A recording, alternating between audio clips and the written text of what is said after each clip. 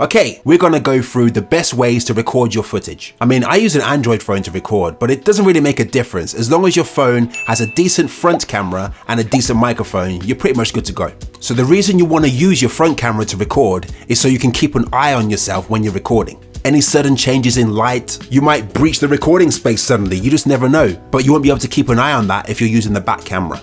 Okay, one of the things you need to consider is lighting. This is the key to a great video. Make sure your viewers can see you clearly by ensuring that the lighting in your recording space complements you. You know, I'd say soft, diffused lighting is ideal, so avoid harsh overhead lights that cast unflattering shadows on your face. And right now, I'm recording next to a window, so if you're able to use natural lighting, then go ahead and use that. Also, this might sound a bit crazy, but when you're recording, you have to make sure you look directly at the camera lens. This way, you ensure you're looking directly into the eyes of the viewers. You know, to establish that connection, it makes all the difference. Like if I recorded a video like this, I'm looking left, up, right, it's just all scrambled, you're all over the place. Now, what you need to do is to decide what orientation you want to record in, whether that's vertical or horizontal. So if you're aiming to make content for platforms like TikTok, Instagram and YouTube Shorts, then you want to record in like a vertical portrait view. And if you're doing longer form videos, you want to record in landscape. Although there are some platforms like TikTok that allow for vertical videos to be much longer nowadays. But we live in a world of short form and short attention, so we want to make short form videos. And this course is specifically designed to show you how to make a short form vertical video.